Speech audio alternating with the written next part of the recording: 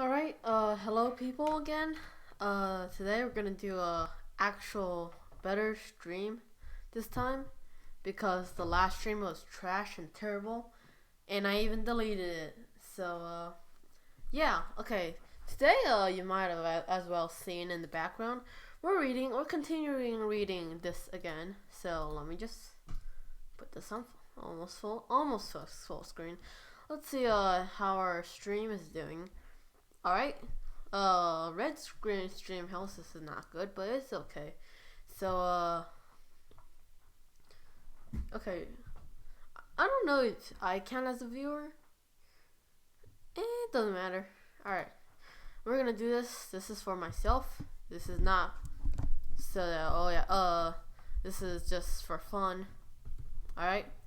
Okay, so, but also, by the way, I added, go down to the, description, and you will see a GoFundMe page. And if you donate to me and you tell it to me in chat, I will read your message. And depending on the amount, you can tell, like, okay, I will add stuff soon. Wait, what the? That was extremely weird. It just suddenly stopped and then now it's resumed. Alright, let me check this first. This is weird. Alright, doesn't matter. It's continued. I guess that's good. Yeah, that's good. Alright. Okay. Polarity and hydrogen bonding. Since the water molecule is not linear and the oxygen atom has a higher electron negativity than hydrogen atoms, it is a polar molecule with an electrical dipole moment. The oxygen atom carries a slight negative charge, whereas the hydrogen atoms are slightly positive. Water is a good polar solvent that dissolves many salts and hydrophilic organic molecules, such as sugars and simple alcohols such as ethanol. Water also dissolves many gases, such as oxygen and carbon dioxide, the latter giving the fizz of carbonated beverages, sparkling wines, and beers. In addition, many substances in living organisms, such as proteins, DNA, and polysaccharides, are dissolved in water. The interactions between water and the subunits of these macromolecules shape protein folding, DNA base pairing, and other phenomena crucial to life. Hydrophobic effect. Many organic substances such as fats and oils and alkanes are hydrophobic, that is, insoluble in water. Many inorganic substances are insoluble too, including most metal oxides, sulfides, and silicates. Because of its polarity, a molecule of water in the liquid or solid state can form up to 4 hydrogen bonds with neighboring molecules. These bonds are the cause of water's high surface tension and capillary forces. The capillary action refers to the tendency of water to move up a narrow tube against the force of gravity. This property is relied upon all vascular plants, such as trees. The hydrogen bonds are also the reason why the melting and boiling points of water are much higher than those other analogous compounds, like hydrogen sulfide, or H2S. They also explain its exceptionally high specific heat capacity, about 4.2 J per G per K. Heat of fusion about 33 J per G. Heat of vaporization 2257 J per Z. And thermal conductivity between 0.561 and 0.679 W/M/K. No idea what that means, so let's continue. These properties make water more effective at moderating Earth's climate by storing heat and transporting it between the oceans and the atmosphere. The hydrogen bonds of water are moderate strengths, around 23 kJ/mol, compared to a covalent OH bond at 492 kJ/mol. Of this, is estimated that 90% of the hydrogen bond is attributable to electrostatics, while remaining 10% reflects partial covalent character. Ooh, someone's watching. I don't know if it's me. I don't know if it's... Okay, whatever. Doesn't matter. Okay, if you're watching this, write something in chat, and I'll keep reading. Electrical and conductivity and electrolysis. Pure water has a low electrical conductivity, which increases with the dissolution of small amount of ionic material such as common salt. Liquid water can be split into elements hydrogen and oxygen by passing an electric current through it, a process called electrolysis. This decomposition requires more energy input than the heat released by the inverse process, 285.8 kg/mol or 15.9 mJ/kg. Mechanical properties. Liquid water can be assumed to be incompressible for most purposes. Its compressibility ranges from 4.4 to 5.5 times 10 to the negative 10th power, Pa to the negative first power, in ordinary conditions. Even in oceans at 4 kilometers depths, where the pressure is 400 atm, water suffers only a 1.8% decrease in volume. The viscosity of water is about 10 to the negative third power Pa times S, or 0.01, poised at 20 Celsius or 68 Fahrenheit. At the speed of sound in liquid water ranges between 1,400 and 1,540 meters per second, 4,600 and 5,100 feet per second, depending on the temperature. Sound travels long distances in water with little attenuation, especially at low frequencies, roughly 0.03 dB per kilometer for 1 kHz, a property that is exploited by cetaceans and humans for communication and environment sensing sonar. Reactivity. Metallic elements which are more electropositive than hydrogen, such as lithium, sodium, calcium, potassium, and cesium, displace hydrogen from water, forming hydroxide and releasing hydrogen. At high temperatures, carbon reacts with steam to form carbon monoxide. Alright, we're about 20% finished, so that's pretty good. Alright, on Earth. Hydrology is the study of movement, distribution, and quality of water throughout the Earth. The study of distribution of water is hydrography. The study of distribution and movement of groundwater is hydrogeology. Of glaciers is glaciology. And of inland water is limnology. And distribution of oceans is oceanography. Ecological processes with hydrology are ecohydrology. The collective mass of water found on, under, and over the surface of a planet is called the hydrosphere.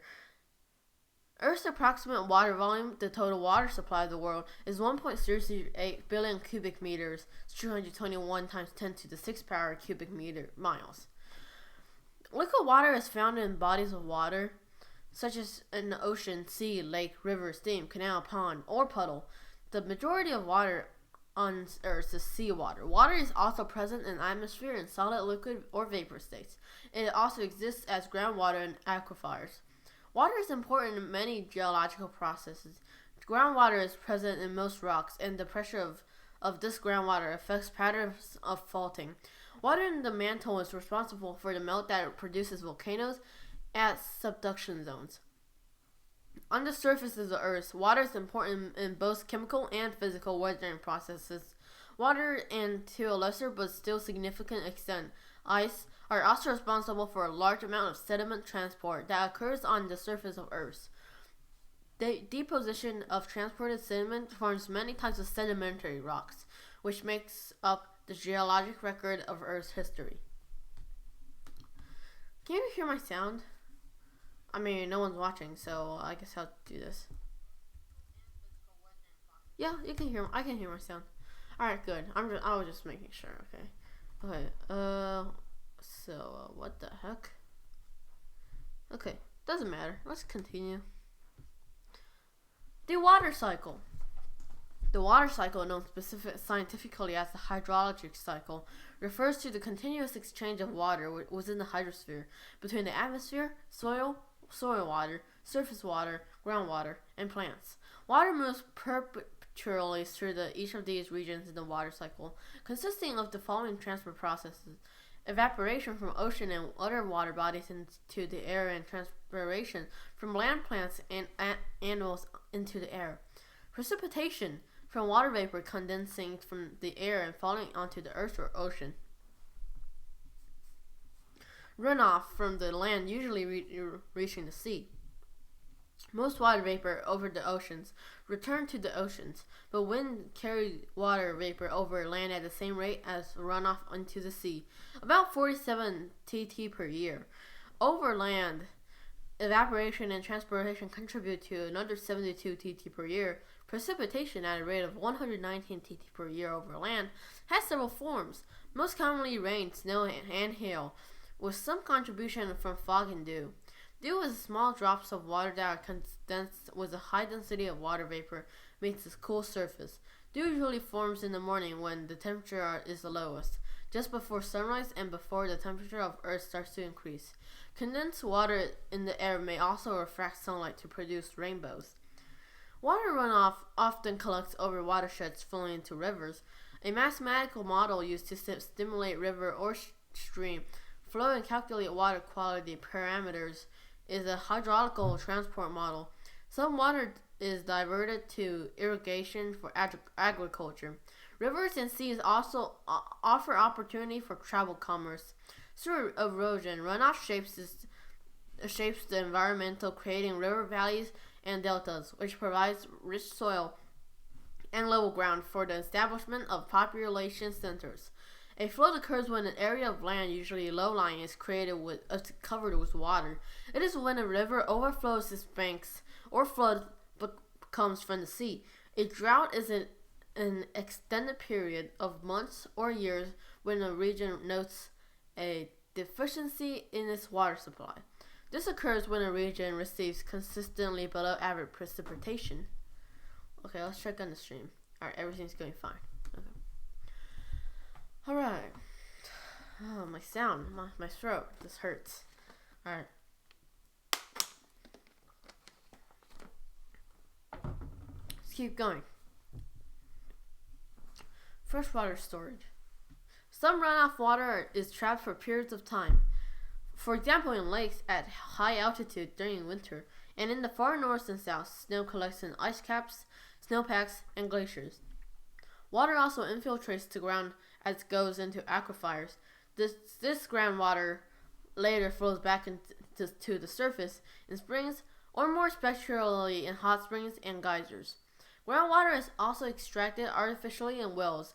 This water storage is important since clean, fresh water is essential to human and other land-based life. In many parts of the world, it is in short supply. Water supply. Alright. Seawater and tides. Seawater contains about 3.5% sodium chloride on average, also known as table salt, plus smaller amounts of other substances.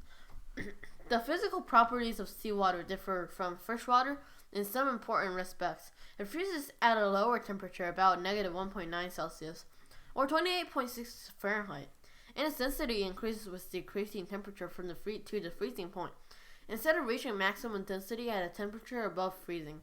The salinity of water in major seas varies from 0.7% in the Baltic Sea to 4.0 in the Red Sea. That sea, known as for its ultra-high salinity levels between 30 to 40%. It is really a salt lake. Well, what about Salt Lake City, huh? Okay, whatever. Tides are cyclic rising and falling of local sea levels caused by the tidal forces of the moon and the sun acting on the oceans. Tides cause change in the depths of marine and estuarine water bodies and produce oscillating currents known as tidal streams. The changing tide produced at a given location is the result of changing positions of the moon and sun relative to Earth, coupled with the effects of Earth's rotation and the local bathymetry. The strip of seashore that is submerged at high tide and exposed at low tide, the intertidal zone, is an important ecological product of ocean tides. Alright, okay, last two paragraphs, and I'm gonna stop this. This is pretty hard. Okay, whatever. From a biological standpoint, water has many distinct properties that are critical for the proliferation of life. It carries out its role by allowing organic compounds to react in ways that ultimately allow replication. All known forms of life depend on water. Water is vital in both as a solvent in which many of the body's solids dissolve and as an essential part of many metabolic processes within the body. Metabolism is the sum total of anabolism and catabolism. In anabolism, water is removed from molecules through energy requiring enzymatic chemical reactions. In order to grow larger molecules, for example, starches, triglycerides, and proteins for storage of fuel and information. In catabolism, water is used to break bonds in order to generate smaller molecules, for example, glucose, fatty acids, and amino acids, to be used for fuel and energy use or other purposes. Without water, these particular metabolic processes could not exist. Water is fundamental to photosynthesis and respiration. Photosynthetic cells use the sun's energy to split off water's hydrogen from oxygen. Hydrogen is combined with CO2 absorbed from air or water to form glucose and release oxygen. All living cells use such fuels to oxidize the hydrogen and carbon to capture the sun's energy and reform water and CO2 in the process of cellular respiration. Water is also central to acid-base neutrality and enzyme function. An acid and a hydrogen ion H+, that is the proton donor, can be neutralized by a base. A proton acceptor such as hydroxide ion OH- to form water. Water is considered to be neutral with a pH, the negative log of hydrogen concentration, of 7. Acids have a pH value less than 7, while bases have a value greater than 7. Alright, still me, myself, by myself. Alright, I guess time to stop the stream. I'll probably continue it at 8:30 Central Time. Yeah, that's it. Hope you enjoyed. Yeah, bye.